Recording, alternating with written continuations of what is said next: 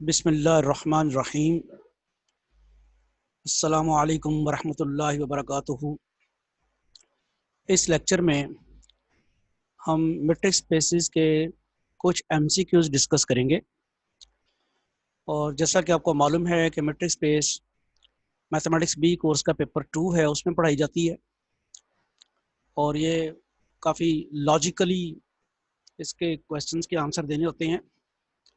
वैसे भी ये बड़ा कॉन्सेप्चुअल सब्जेक्ट है और व्यूअर्स जानते हैं कि ये मेरी सबसे पहली किताब है जो 1991 में पब्लिश हुई थी।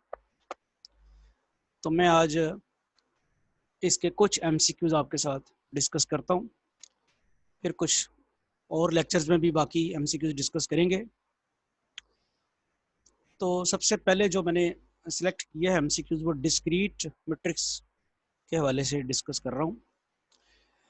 If d naught is a discrete metric on R then d naught 3 2 is equal to. ये आपको पता है कि d stands for the distance. Whenever we write d x y तो उसका मतलब है एक्स और वाई के दरमियान distance. D naught discrete metrics space. अब डिस्क्रीट मैट्रिक्स स्पेस का आपको याद होना चाहिए कि उसमें दो ही प्रॉपर्टीज होती हैं और उसकी डेफिनेशन ज़रा हम यहाँ पे लिखते हैं। D naught x y, distance between 2 points x and y. D naught stands for the distance and xy stand for the 2 points. Distance between 2 points is 0 if points are same. ये matrix space की जो definition है उसका अपना part है कि दो points के दरमियान ये इफ एंड ओनली वाली कंडीशन जो होती है कि distance between 2 points is 0 if and only if points are same. तो ये तो वो बात होगी कि जब पॉइंट सेम है तो डिस्टेंस उनके दरमियान 0 होगा। नेक्स्ट क्या है कि अगर पॉइंट सेम नहीं है तो फिर डिस्टेंस 1 होगा। ये एक ख़ास किस्म की रिस्ट्रिक्शन है जो डिस्क्रीट मैट्रिक में लगाई जाती है। यानी जब पॉइंट सेम है वो तो पक्की बात है कि डिस्टेंस 0 है, लेकिन पॉइंट्स अगर सेम नहीं है तो डिस्टेंस सिर्फ 1 लेना है, ना 1 से कम ना 1 से ज़्यादा। ये डिस्क्रीट मैट्रिक की डेफिनेशन है। इसको ज़हन में रखते हुए यहाँ सोचें ज़रा, 3 और 2 क्या सेम पॉइंट्स हैं या डिफरेंट पॉइंट्स? 3 और 2 दो डिफरेंट पॉइंट्स हैं। तो फिर इस डेफिनेशन का ये वाला पार्ट जो है इस्तेमाल होगा। फिर इनके दरमियान डिस्टेंस जो है वो क्या आएगा? 1।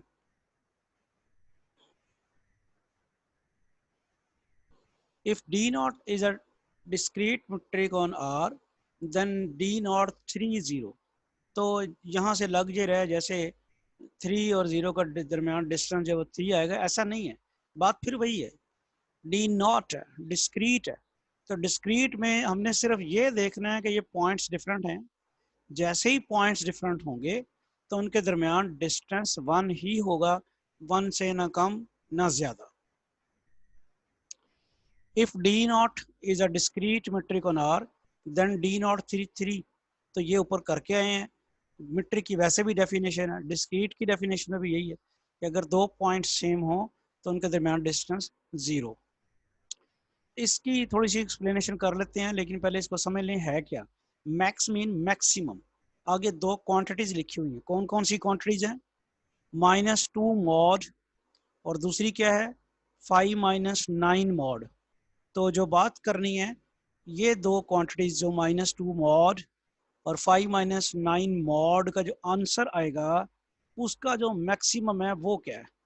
उसके लिए थोड़ी सी मैंने वर्किंग की है यहाँ पे आपके लिए। Maximum of -2 mod 5 - 9 mod. -2 mod 5 - 9 mod क्या बन जाएगा? -4 मॉड। और मैक्सिमम -2 का मॉड 2 के बराबर होगा, -4 का मॉड 4 के बराबर होगा। तो अब 2 और 4 में से मैक्सिमम लेना है, तो किसको नहीं पता कि वो 4 है, तो लिहाजा इसका आंसर फिर क्या आएगा? 4। अब ये बिल्कुल वही क्वेश्चन है, मैंने तब्दील किया यहाँ पे। Minimum of -2 mod and 5 - 9 mod. -2 mod और 5 - 9 मॉड। तो आपने क्या करना है, वही कैलकुलेशन करनी है। पहले आप यहाँ पे देखते हैं -2 mod और 5 - 9 mod, मिनिमम ऑफ -2 mod और -4 mod, और -2 mod 2 होगा, -4 mod 4 होगा, और ये इन दोनों का मिनिमम 2 है। Option will be 2। एक चीज़ जो आपसे शेयर करनी है वो ये है कि जो व्यूअर्स ये जो आप इसके सामने पोस्ट की है, कायद आज़म मोहम्मद अली जना के जो 14 पॉइंट्स है जो उन्होंने नेहरू रिपोर्ट के जवाब में दिए थे, और उनमें एक point Sindh should be separated from Bombay, उसकी मैंने मैथमेटिकल एक्सप्लेनेशन की है, तो मेरे चैनल में जाके इसको विज़िट करें।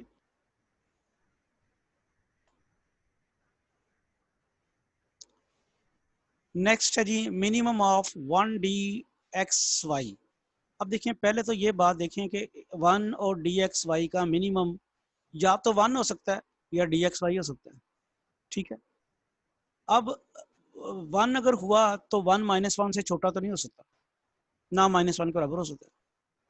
इसी तरह dxy मेट्रिक है, तो मेट्रिक जो है वो नॉन नेगेटिव होती है, डिस्टेंस, तो वो भी इसके बराबर नहीं होता। यानी अगर मैं दोनों के पॉसिबिलिटीज देखूं, मिनिमम ऑफ 1 एंड dxy, वो या मिनिमम ऑफ 1 dxy का मिनिमम या 1 हो सकता है, ये dxy हो सकता है। तो ना तो 1 इससे -1 से छोटा है ना ये। फिर 1 जो है, यानी इन दोनों का जो मिनिमम अगर 1 हो, यानी इन दोनों का जो मिनिमम होगा वो dxy से बड़ा तो नहीं हो सकता, इन्हीं में से कोई होगा। यानी अगर फर्ज करें चलो मैं इनका मिनिमम 1 ले लूँ, तो 1 को मैं dxy से छोटा तो नहीं कहूँगा, क्योंकि वो तो मैं तो कह रहा हूँ कि 1 dxy और 1 में से छोटा जो है वो 1 है, तो वो इससे dxy से बड़ा नहीं होगा। और अगर वो dxy हो इन दोनों का मिनिमम, तब भी वो dxy से बड़ा नहीं होगा।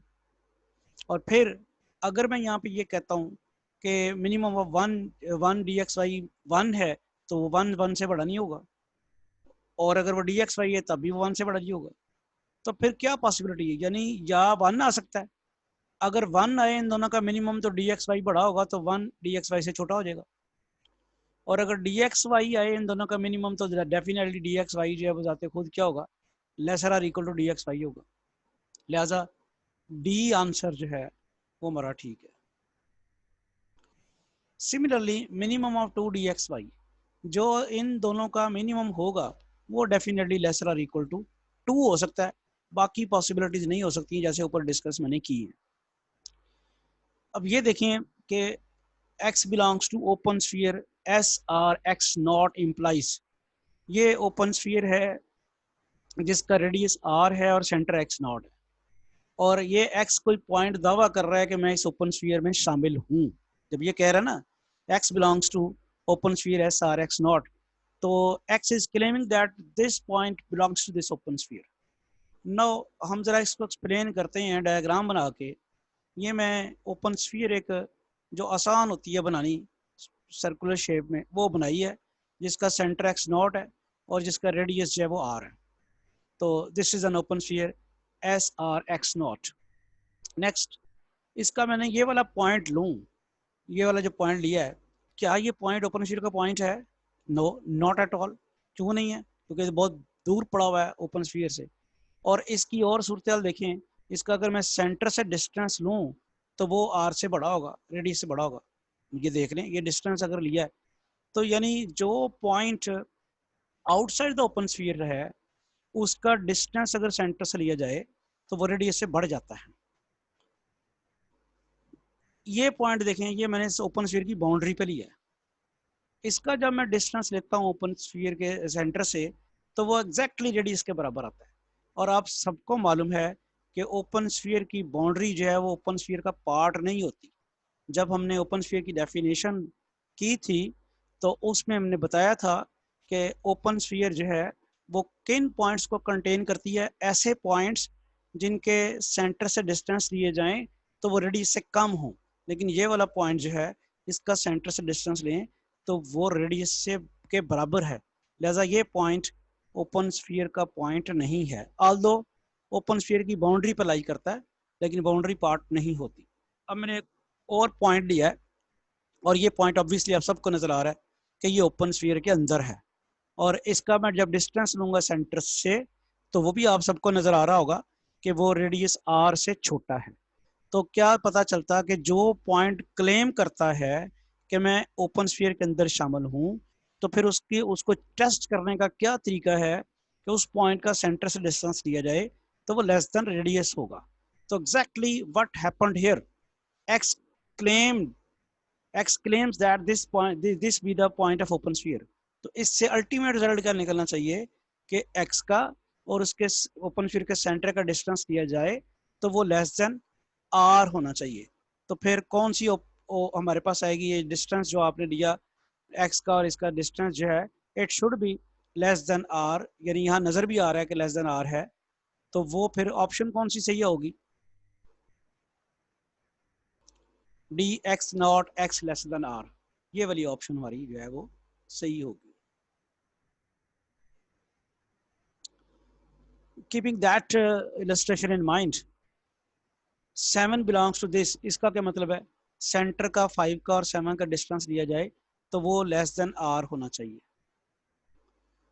इन a discrete metric space x S1 x not is equal to, यानी वो कहता है कि अगर कोई डिस्क्रीट मेट्रिक स्पेस है उसमें ओपन स्फीयर ली गई है जिसका रेडियस 1 है, तो फिर क्या होगा।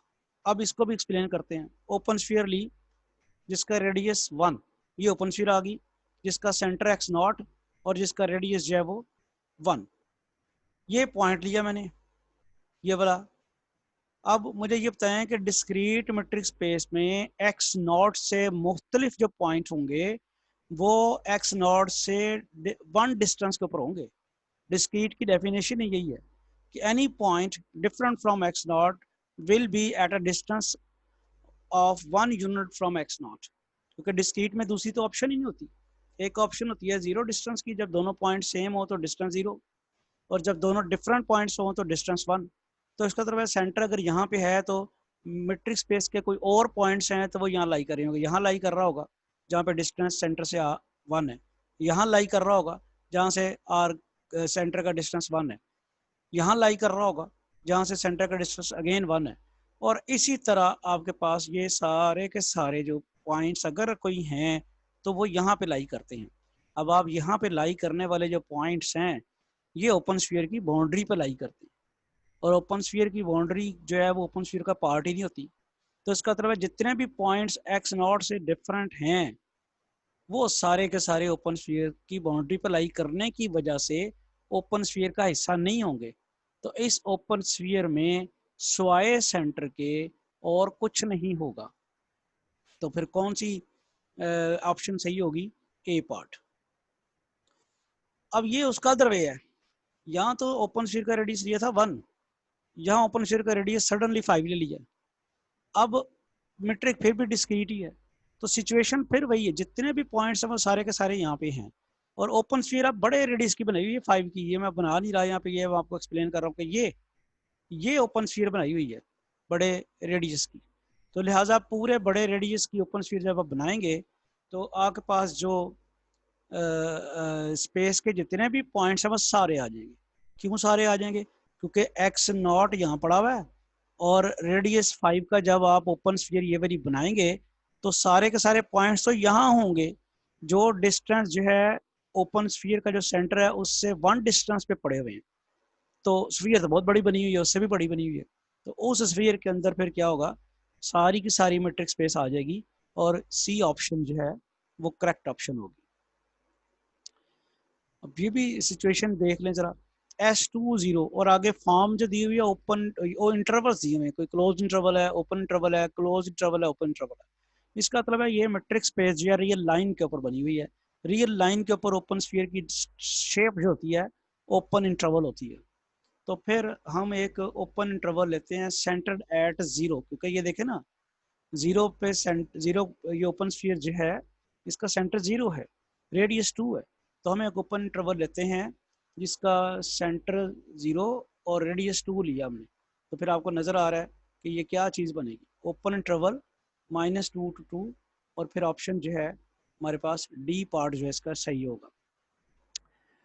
-1 1 इज़ अ नेबरहुड ऑफ, ये याद रखें नेबरहुड की डेफिनेशन अगर आप पढ़ें तो नेबरहुड जो होता है वो एक सेट होता है और वो जिस पॉइंट का नेबरहुड होता है वो पॉइंट उसमें लाजमी शामिल होता है। तो if we look one by one, -3 जो है इसमें शामिल नहीं है, -2 भी इसमें शामिल नहीं है और ये 2 भी शामिल नहीं है, only 0 is included in this set, therefore this is the neighbourhood of 0। कहता है if A intersection B is not equal to 5 in a metric space then d A B is. अब ये भी जरा एक्सप्लेन करने वाली बात है कि ये डी ए बी से क्या मुराद है, दो सेट्स के दरमियान डिस्टेंस। तो दो सेट्स के दरमियान डिस्टेंस समझने के लिए यहाँ हम सेट लेते हैं, उसको लेबल ए करते हैं, सेट बी लेते हैं, लेबल बी करते हैं, और इसके कुछ पॉइंट्स आप ले लेते हैं सेट ए और बी के, सिर्फ आपको समझाने के लिए। अब हमें नहीं पता कि इसमें ए में कितने पॉइंट्स हैं, तो सिर्फ समझाने के लिए चंद पॉइंट्स लिए हैं। अब करेंगे कि सेट ए का एक पॉइंट जो है उसके सेट बी से सारे पॉइंट्स के डिस्टेंस लेने शुरू करेंगे। सेट ए का एक पॉइंट लिया, उसके सेट बी से बी के जितने भी पॉइंट्स हैं सबसे डिस्टेंस लेने शुरू किए, और ये मैंने वो कंडीशन ली है जब ए और बी की इंटरसेक्शन फाई नहीं है, नॉन एम्प्टी केस है। अच्छा, फिर इसी तरह बाकी जो सेट ए का जो है वो कोई दूसरा पॉइंट लेके उसके भी डिस्टेंस लेने शुरू किए किसी एक पॉइंट से। तो ये काम आप करते जाएं, सेट ए का एक पॉइंट पकड़ के उसके सारे पॉइंट से डिस्टेंस लें, सेट ए के सारे पॉइंट्स पकड़ के उसका बी का किसी एक से डिस्टेंस लें। तो ये डिस्टेंसेस अभी सारे तो नहीं मैं ले सका, इन चंद पॉइंट्स के बहुत सारे और बनने हैं। इन सब में जो सबसे छोटा डिस्टेंस होगा वो कहलाएगा डी ए बी। यानी मैं एक्सप्लेन करूं, ए का इस पॉइंट का डिस्टेंस बी से लिया, इसी का दूसरे से लिया, इसी का तीसरे से लिया, इसी का चौथे के से लिया, इसी तरह ये वाले सारे पॉइंट्स के डिस्टेंस लेने शुरू कर दिए हैं। अब जितने भी डिस्टेंस हम मेजर करेंगे, ए के जितने भी पॉइंट्स हैं उनके बी के जितने भी पॉइंट्स के साथ डिस्टेंस जाएंगे, उनमें जो सबसे छोटा होगा वो डी ए बी होगा। ये तो हो गया डिस्टेंस, टू सेट्स के दरमियान डिस्टेंस को मैंने एक्सप्लेन कर दिया। अब ज़रा देखते हैं कि जो कंडीशन अंडर गिवन कंडीशन है वो क्या है, A intersection B is not equal to 5, यानी वो ये कंडीशन है। ये कंडीशन हो तो फिर इसमें कम से कम एक तो कॉमन पॉइंट होना ही होना है। अब शॉर्टेस्ट डिस्टेंस जो है सेट ए के पॉइंट्स और बी के पॉइंट्स का, वो इसी पॉइंट का इसी से डिस्टेंस आएगा, तो फिर वो डेफिनेटली क्या होगा, 0 होगा। तो फिर डेफिन हमारे पास ऑप्शन क्या आई है, ए।